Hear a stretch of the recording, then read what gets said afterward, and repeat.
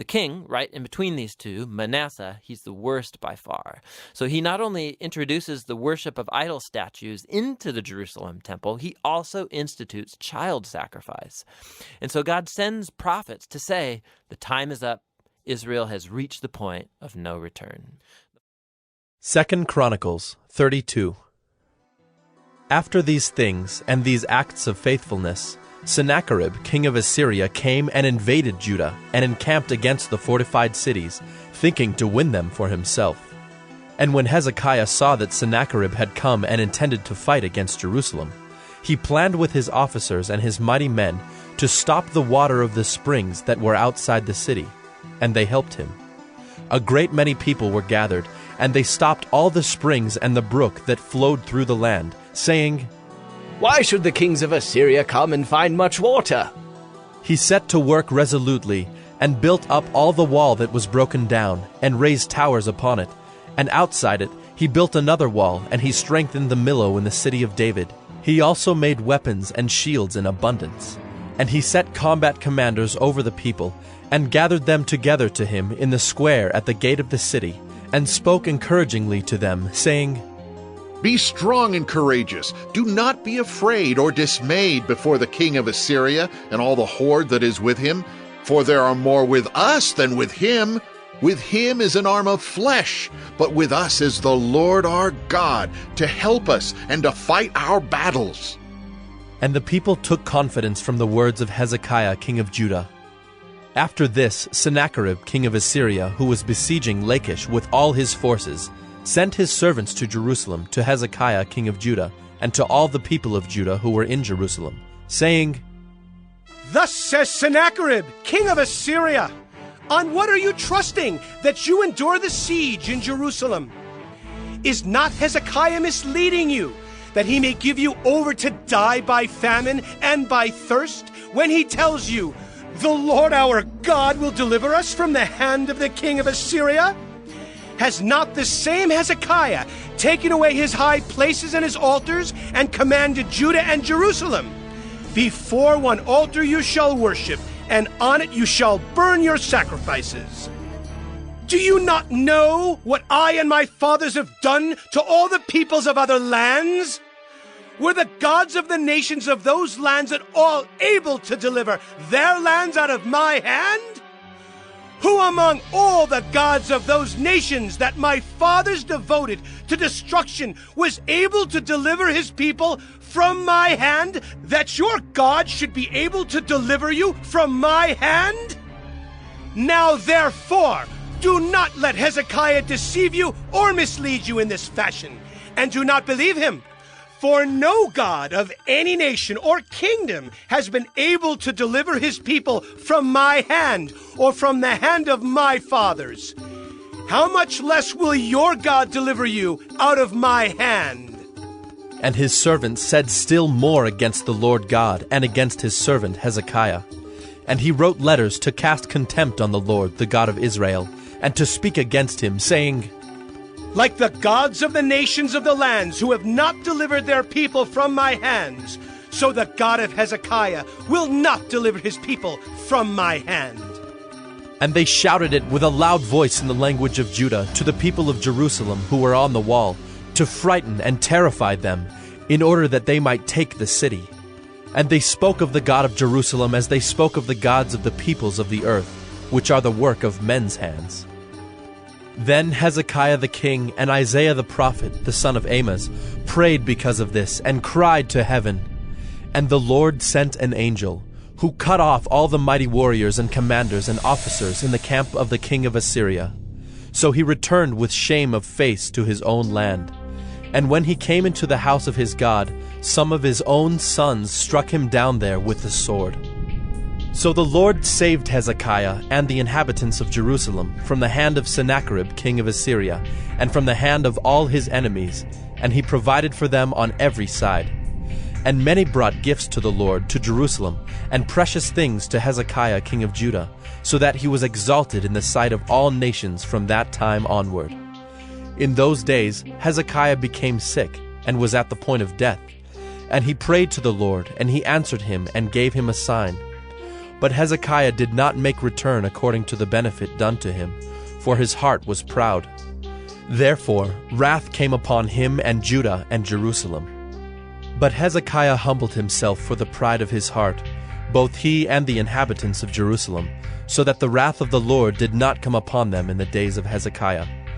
And Hezekiah had very great riches and honor, and he made for himself treasuries for silver, for gold, for precious stones, for spices, for shields, and for all kinds of costly vessels. Storehouses also for the yield of grain, wine, and oil, and stalls for all kinds of cattle and sheepfolds. He likewise provided cities for himself, and flocks and herds in abundance, for God had given him very great possessions. This same Hezekiah closed the upper outlet of the waters of Gihon, and directed them down to the west side of the city of David. And Hezekiah prospered in all his works, and so in the matter of the envoys of the princes of Babylon, who had been sent to him to inquire about the sign that had been done in the land. God left him to himself, in order to test him and to know all that was in his heart. Now the rest of the acts of Hezekiah and his good deeds, behold, they are written in the vision of Isaiah the prophet, the son of Amoz, in the book of the kings of Judah and Israel. And Hezekiah slept with his fathers, and they buried him in the upper part of the tombs of the sons of David. And all Judah and the inhabitants of Jerusalem did him honor at his death. And Manasseh his son reigned in his place. 2 Chronicles 33. Manasseh was 12 years old when he began to reign, and he reigned 55 years in Jerusalem. And he did what was evil in the sight of the Lord, according to the abominations of the nations whom the Lord drove out before the people of Israel.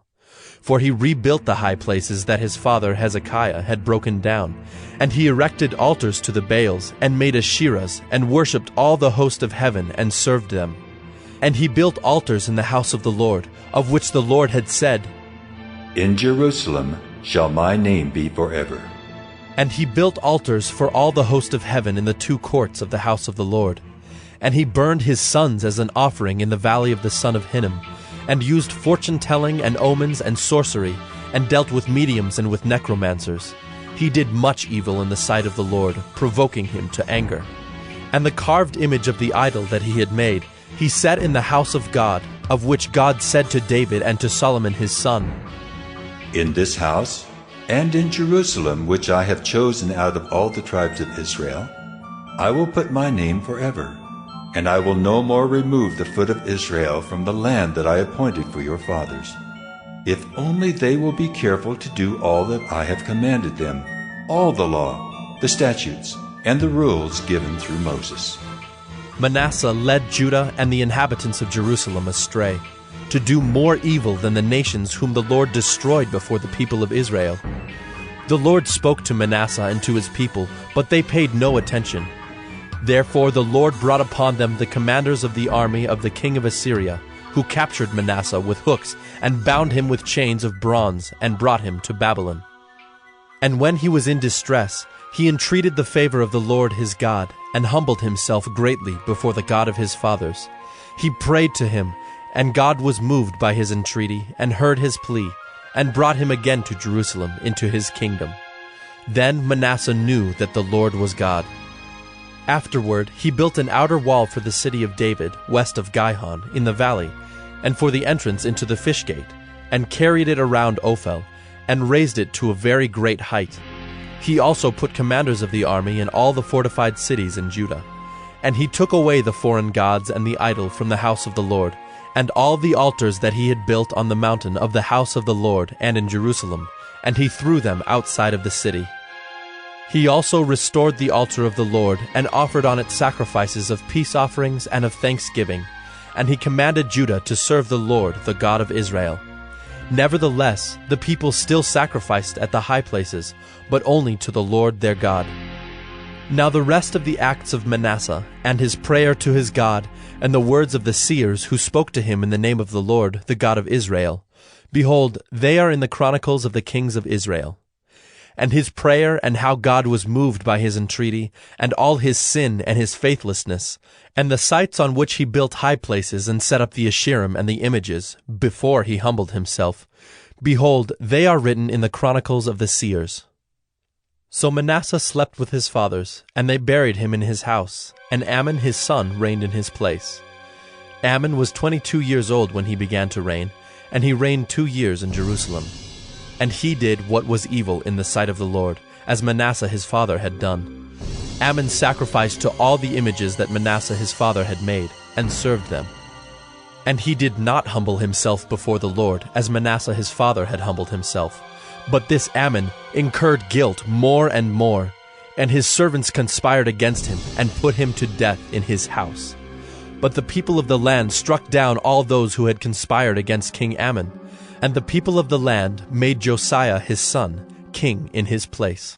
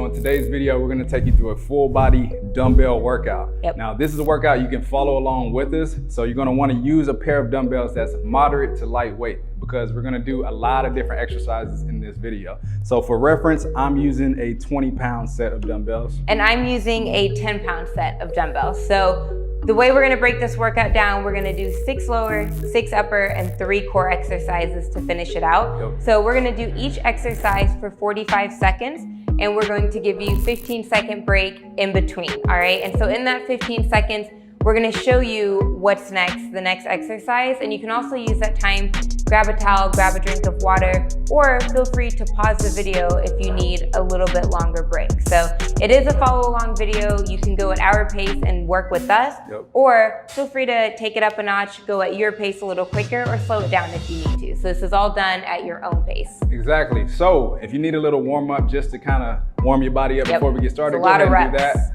Otherwise, we're gonna jump right into it. Let's get into it.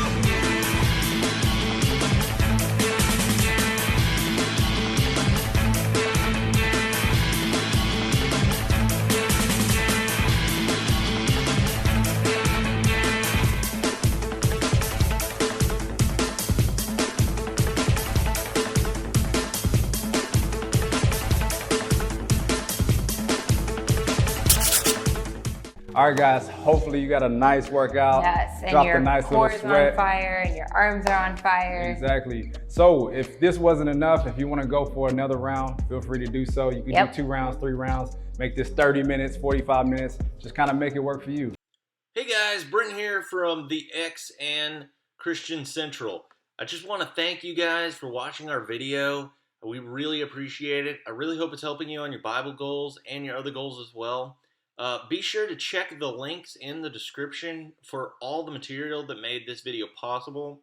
Also, if you haven't already, be sure to check the socials, our other socials over here, and please like and subscribe as well. By now, there should be a video for the Babylon Bees weekly news. I really encourage you guys to check that out, and our sermon link, which I also encourage, our weekly sermon link. I really encourage you guys to check that out as well. I really hope to see you guys tomorrow, and thank you guys again for watching our video. Bye.